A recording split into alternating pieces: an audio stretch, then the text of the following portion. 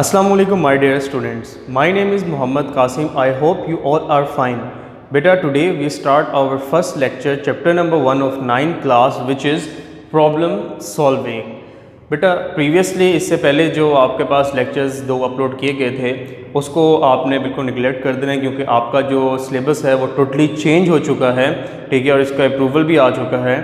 तो मार्केट्स में बुक्स आपके पास वैसे अवेलेबल हैं, लेकिन हो सकता है क्योंकि कोरोना वायरस की वजह से थोड़ा सा शॉर्टेज चल रही है वैसे प्रिंटिंग प्रेस में, तो इस वजह से जो आपके पास होल सेल की शॉप्स हैं आप वहाँ से पता कर सकते हैं। दूसरा ये कि आप लोगों के ग्रुप में ये जो बुक्स है, ख़ास तौर पे जो कंप्यूटर की बुक है, ठीक है, ये सॉफ्ट फॉर्म में अपलोड कर दी चुकी है, तो वहाँ से आप जाके उसको डाउनलोड करें और वहाँ से इसको रीड करें और फर्दर इसको आगे पढ़ें। तो बेटा टोटली न्यू सिलेबस है आपका, प्रीवियस वाली कोई भी इसमें चीज़ नहीं है, इसमें सारी न्यू इन्हेंसमेंट चीज़ें हैं, ठीक है, और ये प्रीवियस वाली बुक से बहुत ही अच्छी और बहुत ही मॉडिफाइड बुक है।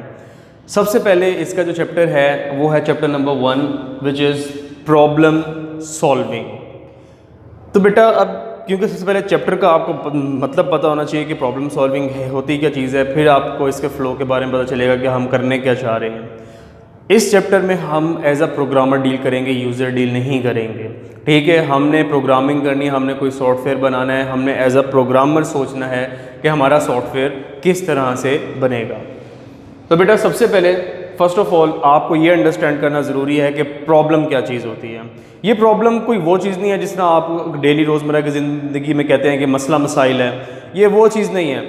प्रॉब्लम एक अनसॉल्व आपके पास सिचुएशन या अनसॉल्व सिनेरियो है, ठीक है, जिसको सॉल्व नहीं किया गया, ठीक है, नहीं किया गया, तो उसको आप लोग क्या कहते हैं, वो क्या है, आपकी प्रॉब्लम है, ठीक है। फॉर एग्जांपल आप लोगों ने अपने घर से स्कूल जाना है तो दैट इज़ योर प्रॉब्लम, ठीक है। अच्छा, आप लोगों ने कोई चीज़ बाय करने शॉप पे जाना है, आप लोगों ने कोई भी काम परफॉर्म करना है, तो जो भी चीज़ जो अनसॉल्व है अभी तक के लिए, आपके लिए जो अनसॉल्व है उसको आप कहते हैं प्रॉब्लम। अब उस प्रॉब्लम के सलूशन को ढूंढने के लिए, फॉर एग्जांपल आपने घर से जाना है स्कूल, तो सबसे पहले आप सोचोगे कि मैं किस तरह जाऊं, तो ऑब्वियसली आपके पास कोई साइकिल या मोटरसाइकिल है, आप उसके ऊपर ही उसको जाएंगे। तो अब आपने ये क्या किया कि ये जो आपके पास एक प्रॉब्लम आई थी, आपने इसको बहुत आसानी से क्या किया, सॉल्व कर लिया, बाइक पे आप स्कूल चले गए हैं। अगर आप किसी ग्रॉसरी शॉप पे जाते हैं, वहाँ जाके आपके पास चीज़ें परचेज़ करते हैं, अब एक टोटल बिल बनने की बारी आ जाती है, ठीक है, तो वो क्या है, आपके पास क्या है, वो प्रॉब्लम है। उसकी प्रॉब्लम का सलूशन कैसे आप करेंगे, आप क्या करेंगे, तमाम आइटम्स को लिख लेंगे, उनके आगे उनके रेट्स लिख लेंगे और उन सबको ऐड अप कर लेंगे। तो ये आपने क्या किया, प्रॉब्लम सॉल्यूशन किया, आप प्रॉब्लम सॉल्विंग की तरफ गए हैं।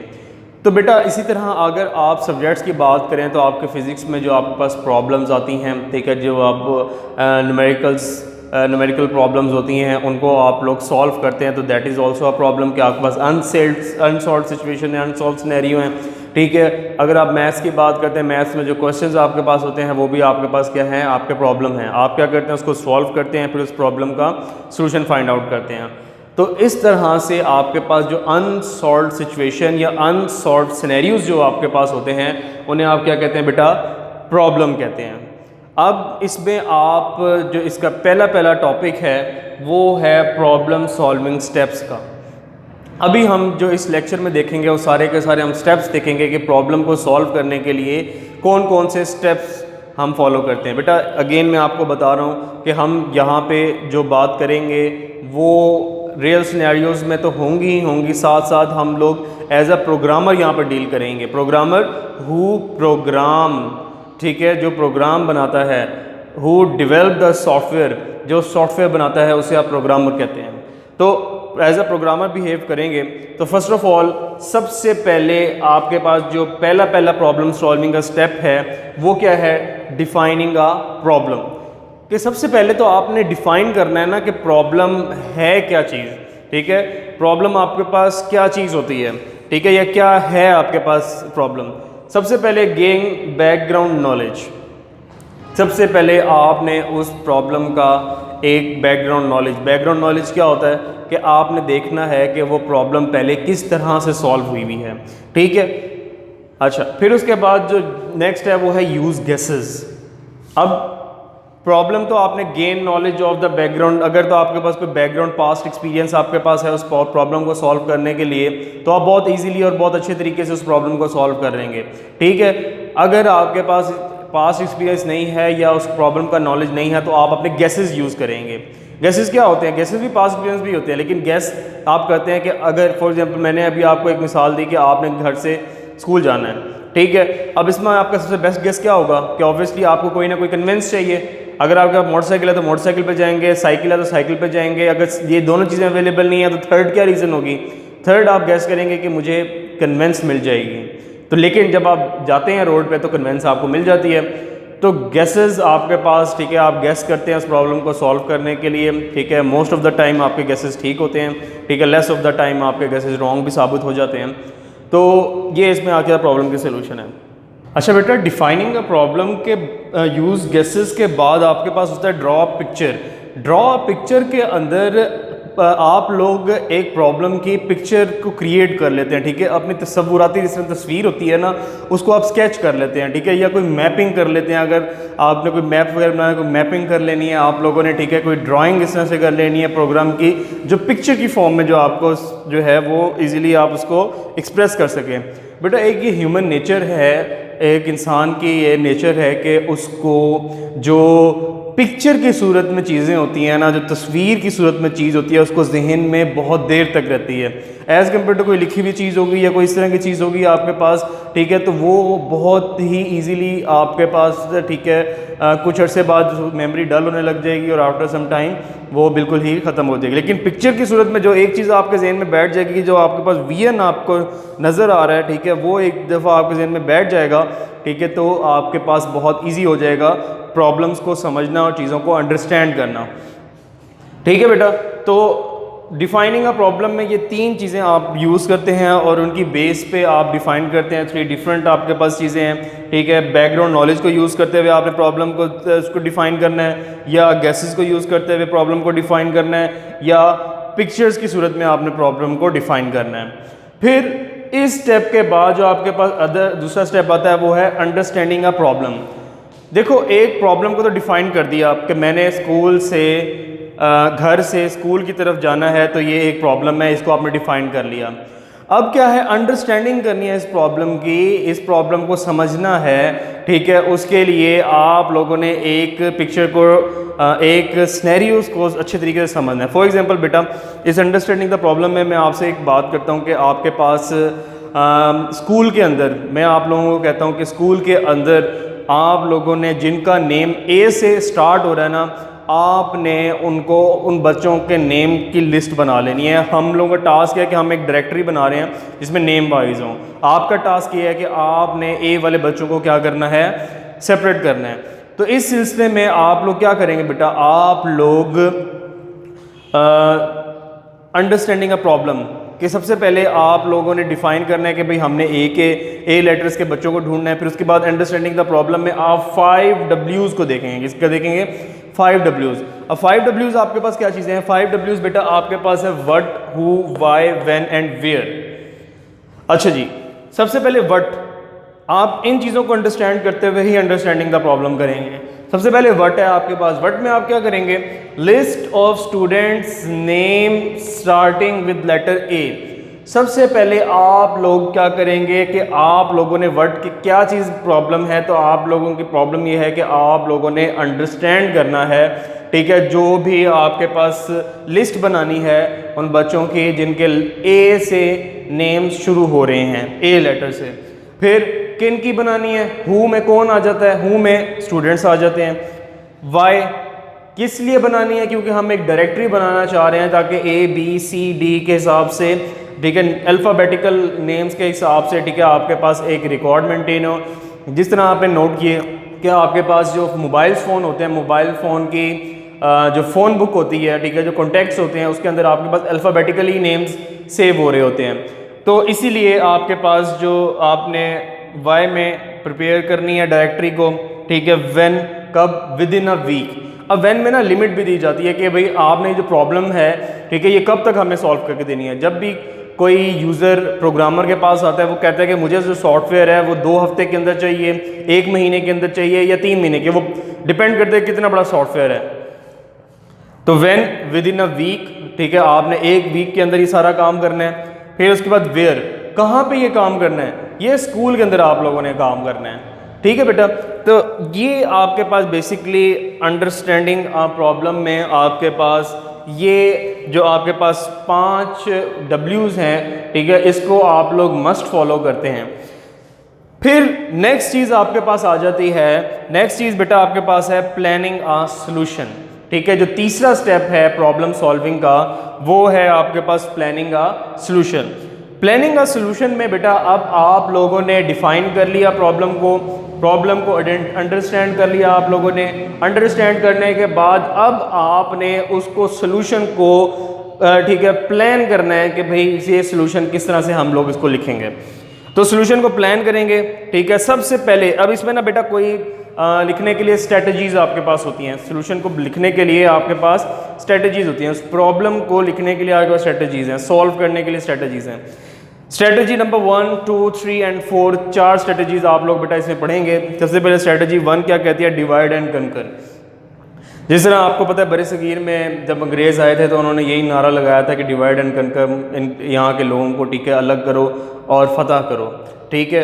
तो इसी तरह डिवाइड एंड कनकर में आपके पास जो एक बिग प्रॉब्लम होती है, ठीक है, जो एक बड़ा आपके पास बड़ी प्रॉब्लम होती है, उसको आप छोटी छोटी प्रॉब्लम्स में क्या करते हैं, आप डिवाइड कर देते हैं, ठीक है, ताकि आपको बहुत आसानी से प्रॉब्लम सॉल्व करनी पड़े। इस तरह जिस आप मैथ्स में करते हैं, मैथ्स में आप क्या करते हैं कि एक बड़ा सारा क्वेश्चन होता है, ठीक है, उसको लेफ्ट हैंड साइड और राइट हैंड साइड में स्प्लिट कर लेते हैं कि पहले लेफ्ट हैंड साइड सॉल्व करेंगे फिर राइट हैंड साइड सॉल्व करेंगे, ठीक है। तो क्वेश्चंस को जो बिग प्रॉब्लम्स होती हैं, ठीक है, आप उनको सब प्रॉब्लम में कर लेते हैं ताकि आपके पास मुश्किल ना हो, ठीक है। क्या होगा कि अगर आप एक ही दफ़ा बड़ी प्रॉब्लम करना शुरू करेंगे, कोई ना कोई फ्लॉज आपके ऐसे रह जाएंगे, ठीक है, कोई ना कोई एरर्स आपके पास सॉफ्टवेयर में जनरेट होंगे जो आपके सॉफ्टवेयर को ख़राब करेंगे। तो ये टेक्निक है कि आप सबसे पहले क्या करें, एक बड़ी प्रॉब्लम को सब प्रॉब्लम में क्या कर लें, आप डिवाइड कर लें, ठीक है। इसे आप डिवाइड एंड कनकर स्ट्रेटजी कहते हैं। फिर उसके बाद जो नेक्स्ट आपके पास है गेस, चेक एंड इम्प्रूव, ठीक है। सेकंड स्ट्रेटजी है the designer guesses a solution to a problem and then checks the correctness of a solution. इसमें बेटा आपके पास क्या कहता है, इसमें कहता है कि सबसे पहले जो आपके पास कौन है, डिज़ाइनर है, ठीक है, जो प्रॉब्लम को, ठीक है, सॉल्व कर रहा है, उसके लिए क्या है कि वो सबसे पहले गेस करेगा कि इस प्रॉब्लम को सॉल्व करने के लिए वो गेसेस को यूज़ करेगा। आप गैस को यूज़ कर लिया, उसके बाद वो वेट करेगा कि आपके पास जो ये आपने गैस किया है उसको अप्लाई करेगा और देखेगा कि करेक्टनेस भी है कि नहीं, ठीक है। तो यही प्रोसीजर वो बार बार रिपीट करेगा। अगर आपके पास करेक्टनेस नहीं आती, ठीक है, तो इसी बुक में नीचे टॉपिक करके लिखा हुआ है कि वो क्या करेगा, उसकी रिफाइनमेंट करेगा, ठीक है, उसको दोबारा से रीडिफाइन करेगा आपके पास। तो ये बेटा आपके पास गेसेस, चेक एंड इम्प्रूव में आप लोग ये काम करते हैं। फिर स्ट्रेटजी नंबर 3 आपके पास होती है जिसमें आप एक्ट इट आउट, जिसे आप कहते हैं। अब एक्ट इट आउट क्या चीज़ है आपके पास, the designer defines the list of to do task, ठीक है। जिस तरह आप टू डू टास्क क्या होता है बेटा कि आप लोगों ने कौन से काम सारे दिन में परफॉर्म करने हैं, जिस तरह आप डायरीज़ लिख लेते हैं, प्लानिंग कर लेते हैं कि सुबह उठ के मैंने इतने बजे नाश्ता करना है, ठीक है, इतने बजे मैंने पढ़ने बैठना है, इतने बजे मैंने साइंस को देखना है, इतने बजे मैथ्स को देखना है, इतने बजे फिज़िक्स को, केमिस्ट्री को, एक जो प्रॉपर प्लानिंग बनाते हैं कि इतने बजे नमाज, इतने बजे खाना, इतने बजे सो जाना है, ठीक है बेटा। तो इस तरह की टू डू लिस्ट होती है कि आप सारे दिन में क्या काम परफॉर्म करने हैं। तो आपने इस स्ट्रेटजी के भी अंदर उस प्रॉब्लम को सॉल्व करने के लिए टू डू लिस्ट बना लेनी है कि पहले ये वाला काम करना है, फिर ये वाला काम करना है, फिर ये वाला काम और लास्ट में ये वाला काम करना है। तो एक्ट इट आउट में आप स्ट्रेटजी नंबर 3 में इस तरह से भी आप चीज़ों को, ठीक है, प्रॉब्लम को सॉल्व कर सकते हैं। फिर नेक्स्ट चीज़ आपके पास आती है strategy number 4 which is prototype, जिसे आप ड्रॉप का नाम भी देते हैं। अब इसमें क्या है आपके पास, अगर आप इसे गौर से देखें, this technique draws a pictorial representation of the solution. इस टेक्निक में बेटा आप लोग पिक्टोरियल कहते हैं पिक्चर्स की फॉर्म में जो आप सॉल्यूशन को डिफाइन करेंगे, ठीक है, उसको आप क्या कहते हैं, प्रोटोटाइप कहते हैं, प्रोटोटाइप स्ट्रेटजी कहते हैं, ठीक है, या ड्रॉ स्ट्रेटजी कहते हैं कि आपने तस्वीरी शक्ल में उस प्रॉब्लम को सॉल्व कर लेना है। तो इस चीज़ को आप क्या कहते हैं, प्रोटोटाइप कहते हैं, ठीक है बेटा। तो आपकी जो बुक है, ठीक है, उसमें ये आपको पॉइंट्स बना कर दिए हुए हैं, ये डेफिनेशंस भी इसमें दी हुई हैं, ठीक है, सेम टू सेम यही आपने याद करनी है। इसमें स्टेप्स में जो बैकग्राउंड है, gain access, use guesses, draw picture, इनकी डेफिनेशन जो इसमें 2-2 3-3 लाइंस की दी हुई हैं, ये सारी आपने याद करनी है।